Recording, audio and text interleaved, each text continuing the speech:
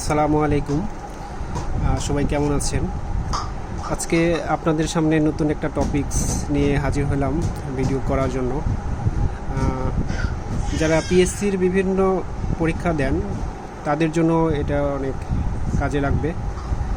পিএসসিতে ডিপার্টমেন্টের এমসিকিউ থাকে, সেক্ষেত্রে ডিপার্টমেন্টের এমসিকিউ বুঝে বুঝে করার জন্য অনেকে দেখা গেল একটু হিমশিম খেয়ে যায়। আজকে একটা বই থেকে আমি প্রত্যেকটা এমসিকিউ ব্যাখ্যা সহ বুঝায় একটু আপনাদের বুঝাই দিতে চাই। সবাই সাথে থাকবেন। আচ্ছা, প্রথমে আমরা বেসিক থার্মোডাইনামিক্সের পার্টটা দিয়ে শুরু করব। বেসিক থার্মোডাইনামিক্সের পার্টটা খুবই গুরুত্বপূর্ণ এবং প্রত্যেকটা এমসিকিউ পরীক্ষাতেই বেসিক থার্মোডাইনামিক্স থেকে প্রশ্ন থাকবেই। সেক্ষেত্রে বেসিক থার্মোডাইনামিক্স অবহেলা করার কোনো সুযোগ নেই। প্রত্যেকটা বেসিক থার্মোডাইনামিক্সের প্রত্যেকটা অধ্যায় খুবই ভালোভাবে পড়তে হবে। বই থেকে পড়লে বেশি ভালো হয়। আমি শর্টকাট দেখানোর জন্য একটা বই থেকে প্রত্যেকটা এমসিকিউ একটু ব্যাখ্যা সহ দেখায় দিতে যাচ্ছি। 1 নম্বর প্রশ্নটা আমরা একটু দেখি।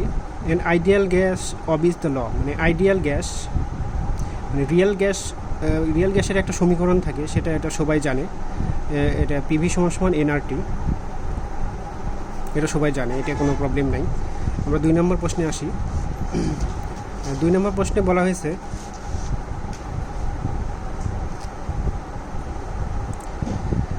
Change in entropy in an irreversible process, মানে ইরিভার্সিবল প্রসেসে এন্ট্রপির চেঞ্জটা কী ধরনের হয়।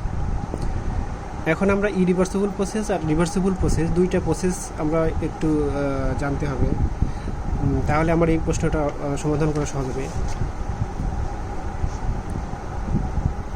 আমরা যদি একটা পিভি এবং টিএস ডায়াগ্রাম একটু দেখি।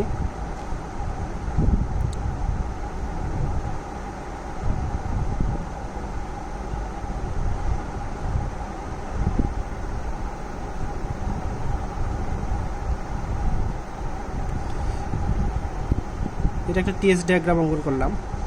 আর একটা আমরা যদি চিন্তা করি রেফ্রিজারেশনের ক্ষেত্রে,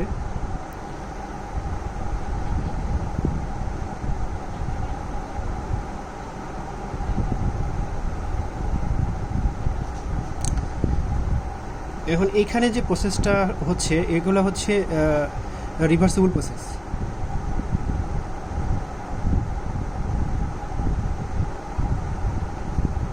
এই রিভার্সিবল প্রসেস আর এইখানে একটা প্রসেস আছে, এই প্রসেসটা এই যে লিখলাম 3 থেকে 4 যে প্রসেসটা আমরা দেখাচ্ছি, এই 3 থেকে 4 এই প্রসেসটা হচ্ছে ইরিভার্সিবল প্রসেস।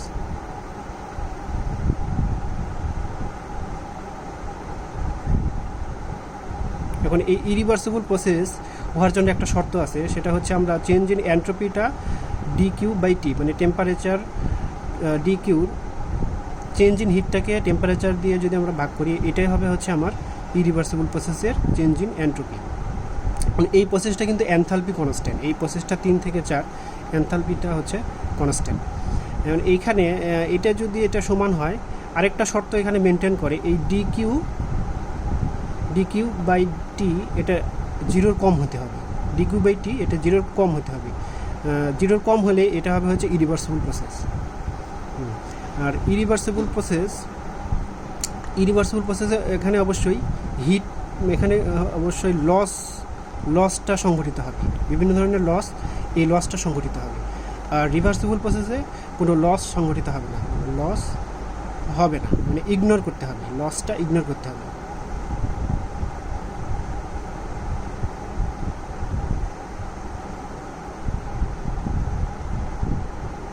মানে আইডিয়াল কেসটা এখানে চিন্তা করতে হবে। মানে ইরিভার্সিবল প্রসেসটা কি, কোনো লস হবে না, লসটা ইগনোর করতে হবে। এবং এইখানে যে কন্ডিশনটা দেখলাম আমরা, এখানে dQ/T এটা অবশ্যই 0-র সমান হতে হবে, তাহলে এটাকে বলা আমরা রিভার্সিবল প্রসেস। আর এখানে dQ/T <0 হতে হবে, তাহলে এটা হবে হচ্ছে ইরিভার্সিবল প্রসেস।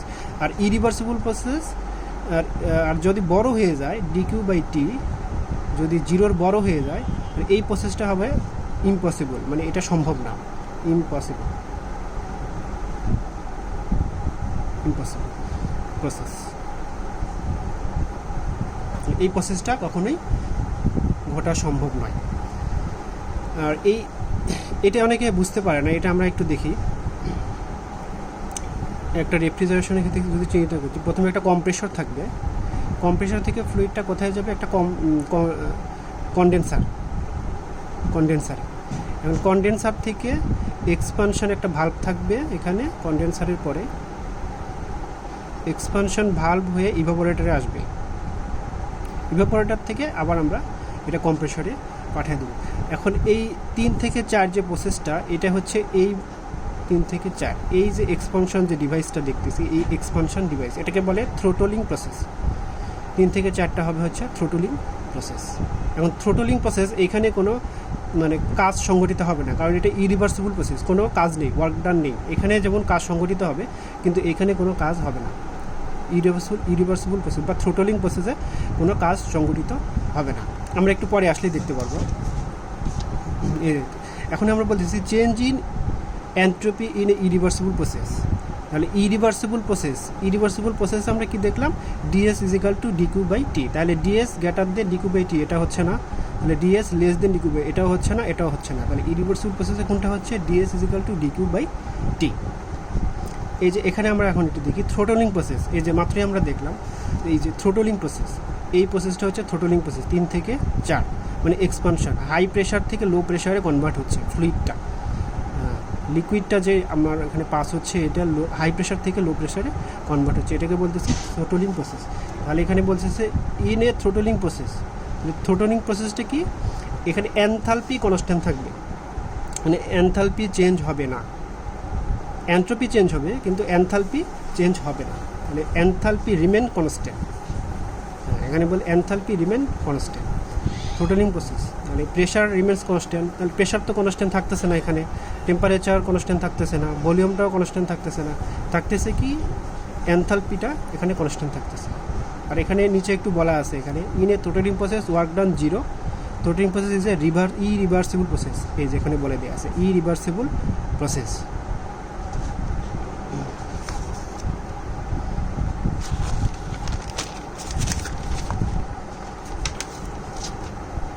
এখন আমরা 4 নম্বরটা দেখি, perpetual machine of A first kind state that.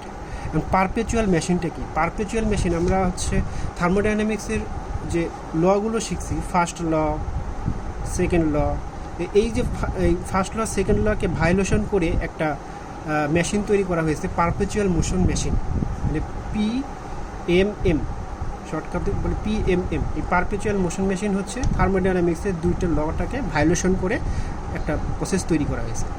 এখন বলছে যে first kind state that, perpetual মোশনে যে এই থার্মোডাইনামিক্সের যে প্রথম যে লটা আছে, এই লটাকে ভায়োলেশন করবে হচ্ছে first kind of state that. Perpetual motion machine first কাইন্ডটা এই থার্মোডাইনামিক্সের প্রথম লটা ভায়োলেশন করবে। এখন প্রথম লটা কি, প্রথম লটা হচ্ছে আমি যতটুকু হিট দিব, যদি হিট দিই তাহলে ওই হিট থেকে আমরা কী পাবো, কাজ পাবো। হিট একটা সিস্টেম থেকে যদি আমরা হিট দিই, তাহলে হিট থেকে আমরা কাজ কনভার্ট করতে পারবো। এখন এটা ছাড়া কোনোভাবেই কিন্তু কাজ পাওয়া যাবে না, হিট সাপ্লাই না হলে কোনোভাবেই সিস্টেমে কাজ পাওয়া যাবে না। এখন এইটাকে ভায়োলেশন করছে হচ্ছে perpetual motion machine. Perpetual motion machine কী বলতেছে, আমরা হিট দিব না কিন্তু কাজ পাওয়া যাবে, এটাই হচ্ছে পারপেচুয়াল মোশন মেশিনের ভায়োলেশন। হিট দিব না কিন্তু কাজ পাওয়া যাবে।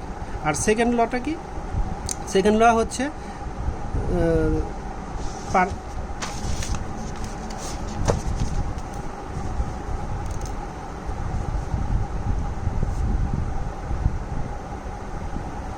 আচ্ছা, এখন আমরা যদি 5 নম্বরটা দেখি, পলিট্রপিকের একটা ইকুয়েশন দেওয়া আছে, PV to the power n is equal to constant. এখন বলছে যে এই পলিট্রপিকের কাজটা কী হবে। এবং পলিট্রপিকের কাজ যদি আমরা জানতে চাই, তাহলে আমরা পলিট্রপিক প্রসেস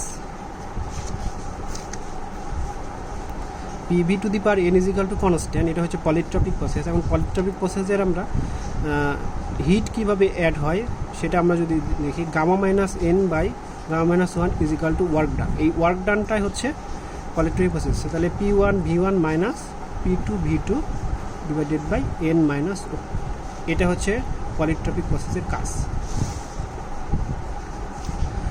এখন সিপি বাই সিভি এটা হচ্ছে বাতাসের সিপি বাই সিভি এটার মানটা চাইছে, এটাকে বলে গামা। তাহলে এই মানটা বাতাসের জন্য যদি এক পরমাণু বলে, দ্বিপরমাণু বলে, তিন পরমাণু বলে, বিভিন্ন ধরনের হয়ে থাকে। তাহলে আমরা এক পরমাণুর জন্য সিপি বাই সিভি এটা হচ্ছে এক পরমাণুর জন্য 1.6 হবে, এটা বাতাসের জন্য। আর দ্বিপরমাণুর জন্য হবে 1.4। আর যদি তিন পরমাণু হয় তাহলে হবে হচ্ছে 1.3।